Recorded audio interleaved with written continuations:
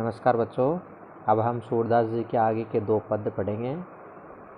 पीछे के 2 पद हमने कल वाले वीडियो में पढ़े थे। आज हम आगे के पढ़ते हैं।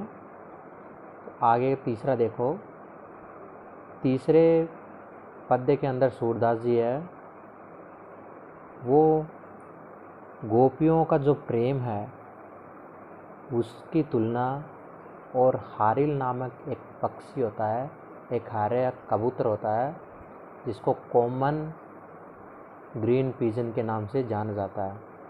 तो वो हमेशा अपने पैरों के अंदर एक लकड़ी को दबाए रखता है, उसको वो कभी भी नहीं छोड़ता है।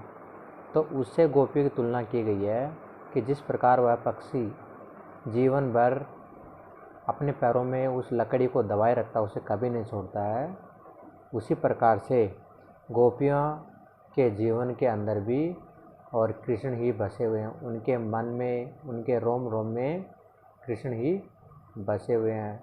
वे कृष्ण के अलावा किसी और दूसरे को पसंद नहीं करती हैं। उन्हें कृष्ण का जो प्रेम का जो रोग लगा हुआ है वो उसे ही पसंद करती हैं, अन्य किसी भी प्रकार के रोग को वो पसंद नहीं करती हैं।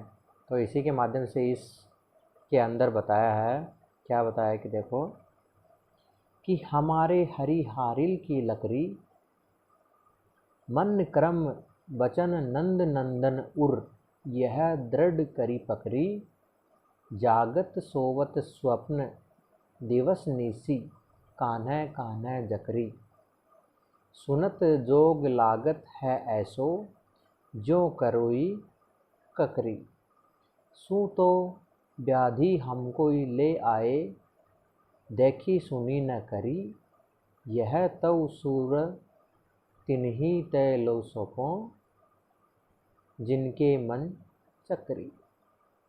इस पद्य के अंदर सूरदास जी गोपियों के माध्यम से ये बताना चाहते हैं कि वो गोपियां हैं, वो उद्धव को कहती हैं कि हमारे हरि हैं, यानी कि हमारे जो श्री कृष्ण हैं, वो हारिल की लकड़ी, यानी कि हारिल एक प्रकार का पक्षी होता है, एक हरे रंग के कबूतर के जैसा पक्षी होता है, जो हमेशा अपने पैरों के अंदर एक लकड़ी को दबाए रखता है, वह उसे कभी भी नहीं छोड़ता है। तो उसी प्रकार से गोपियाँ उद्धव से कहती हैं कि हे उद्धव, हमारे लिए हमारे श्री कृष्ण, हमारे हरि हारिल की लकड़ी के समान हैं, जिसको हम जीवन के अंदर नहीं छोड़ सकती हैं। मन क्रम वचन नंद नंदन उर, हमारे मन में और हमारे कर्म, हमारे वचन आदि के अंदर नंद नंदन, नंद यानी कि नंद बाबा का, नंदन यानी कि पुत्र या बेटा। तो हमारे मन क्रम और वचन में नंद बाबा का बेटा उर यानी कि बसा हुआ है। यह दृढ़ करी पकड़ी, इसको हमने दृढ़ करके यानी कि एकदम अच्छे से पकड़ रखा है कि हमारे मन से, और ये कभी भी जाते नहीं हैं। जागत सोवत स्वप्न दिवस निसी, जागते हुए, सोते हुए, सपने में, दिन में, रात में हमारा जो मन है वो कान्ह कान्ह जकरी, हमेशा श्री कृष्ण ही जपता रहता है। सुनत जोगत लागत है ऐसो, जो करुई ककरी, कि हे उद्धव, तुम्हारा ये जो योग साधना का जो रोग है, इसको सुन के ऐसा लगता है जैसे मान लो कि ये करुई ककड़ी यानी कि कड़वी ककड़ी, यानी कि ये आपका जो योग का जो रोग है ये हमें कड़वी ककड़ी के समान लगता है, कि जिस प्रकार से कड़वी ककड़ी है वो किसी को भी अच्छी नहीं लगती है, उसी प्रकार से आपका ये जो योग साधना का जो रोग है ये हमें बिल्कुल भी पसंद नहीं है, ये हमें बिल्कुल कड़वी ककड़ी के समान लगता है। सूतो व्याधि हमको ले आए, देखी सुनी न करी। तुम तो ऐसी व्याधि, व्याधि का मतलब होता है रोग, कि तुम तो ऐसा रोग लेके आए हो हमारे लिए जिसको देखी सुनी न करी, जिसको हमने ना तो कभी देखा है और ना हमने उसको सुना है। यह तो सुर तिन्ही ले सौंपो, जिनके मन चकरी। गोपियाँ उद्धव से कहती हैं कि हे उद्धव, ये है जो आपका योग साधना का जो रोग है, ये आप इन्हीं ले सौंपो जिनके मन चकरी। आप उन्हीं लोगों को सौंपिए या उन्हीं लोगों को बताइए जिनका मन चक्री, जिनका मन चंचल है, यानी कि जिनका मन स्थिर नहीं है, एक जगह से दूसरी जगह पे डोलता रहता है। उनको आप अपना ये रोग बताइए। यह योग साधना का रोग हमारे बस का नहीं है। हमें तो श्री कृष्ण के प्रेम के रोग के अलावा किसी भी प्रकार का रोग हमें नहीं चाहिए। तो इसमें गोपियाँ हैं वो श्री कृष्ण के प्रेम को सर्वोपरि मानते हुए बताती हैं कि श्री कृष्ण का प्रेम उनके लिए हारिल की लकड़ी के समान है, जो उनके मरते दम तक भी उनसे नहीं छूटेगा। यानी कि वो श्री कृष्ण को अपने जीवन का आधार मानती है, कि उनका जो मन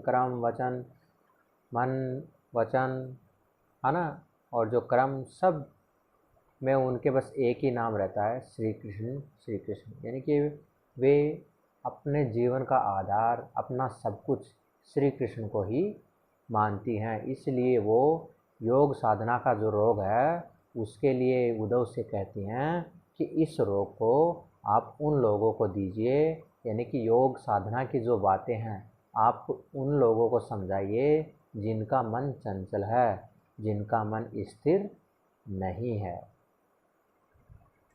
अब देखो दूसरा है, चौथे के अंदर देखो क्या बताया है कि इसके अंदर और श्री कृष्ण के मथुरा जाने के बाद में और उनके चालाक होने और उनके राजनीति पढ़ने, है ना, और गोपियों को भूलने, है ना, और वहाँ पे जा कर के और श्री कृष्ण के द्वारा अत्याचारियों को मिटाने का और अपनी प्रजा की देखभाल करने आदि का संदेश इसके अंदर दिया है।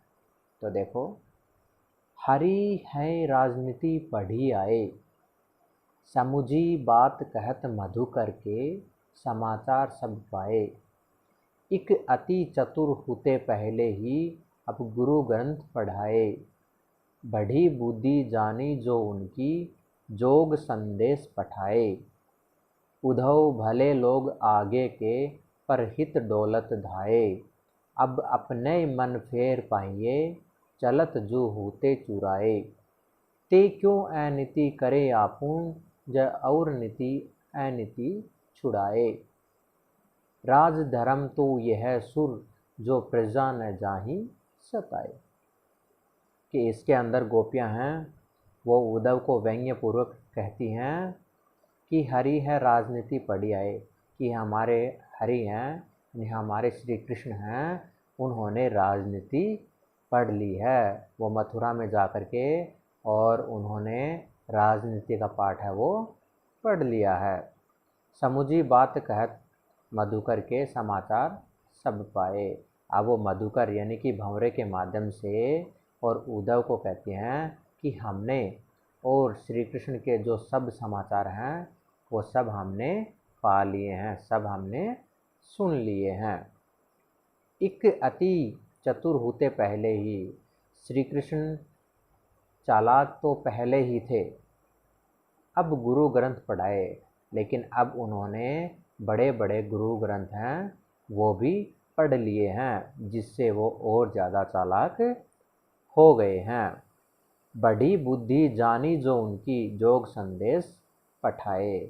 हमने उनकी जो बुद्धि, उनका जो ज्ञान है उसका बढ़ने का हमने जान लिया है, तभी तो उन्होंने आपके माध्यम से हमारे लिए योग का जो संदेश है वो भेजा है।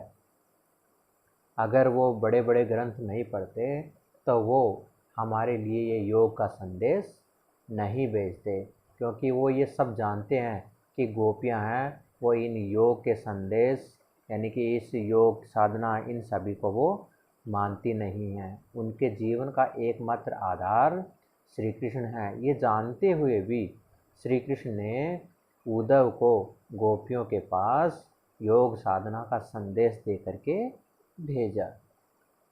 उद्धव भले लोग आगे के परहित डोलत आए, कि उद्धव कि वे पहले के भले लोग हैं, आगे के यानी कि पहले के भले लोग हैं, परहित ढोलत धाये, जो दूसरों के परहित यानी कि दूसरों के कल्याण हेतु ढोलत धाये यानी कि घूमते फिरते रहते हैं। कि हे उद्धव कि वे पहले के भले लोग हैं जो दूसरों के कल्याण के लिए और घूमते फिरते रहते हैं। अब अपने मन फेर पाइए, चलत जो होते चुराए।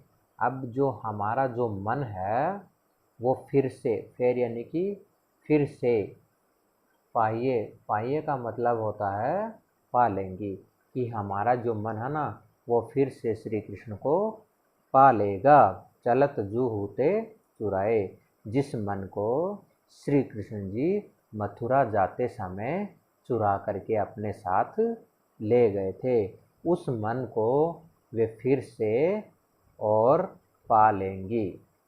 ते क्यों ऐनिति करे आपुन, जे और ऐनिति छुड़ाए। कि वे मथुरा में अनीति करने वालों के लिए यानी कि अत्याचार अन्याय करने वालों को जे और अनीति छुड़ाए, उनकी अनीति यानी कि उनके अन्याय और अत्याचार को छुड़ाने के लिए गए हैं। यानी कि वहाँ की प्रजा है उसकी अत्याचारियों से, अन्यायी लोगों से रक्षा करने के लिए मथुरा गए हैं। राज धर्म तो यह सुर, जो प्रजा न जाहि सताए। सूरदास जी कहते हैं गोपियों के माध्यम से कि गोपियाँ उद्धव से कहती हैं कि हे उद्धव, श्री कृष्ण को जा कर के कहना कि राजधर्म तो यह सुर, जो प्रजा न जाहि सताए। कि राजा का धर्म होता है कि वह अपनी प्रजा को कभी भी नहीं सताए, यानी कि उसे किसी भी प्रकार का कष्ट नहीं होने देना चाहिए। क्योंकि एक राजा का राजधर्म होता है कि वह हमेशा चाहे कैसा भी समय आए अपनी प्रजा का ध्यान रखे, यही राजा का एक राजधर्म होता है। इस प्रकार से और गोपियाँ उद्धव को अपना जो संदेश है वो कहती हैं कि आपका ये जो योग साधना का जो रोग है वो हमारे बस का नहीं है। हमारे श्री कृष्ण हैं वो एक दिन वापस आएंगे। तो इस प्रकार से हमारा ये चैप्टर है पहला, ये पूरा हो गया है। धन्यवाद।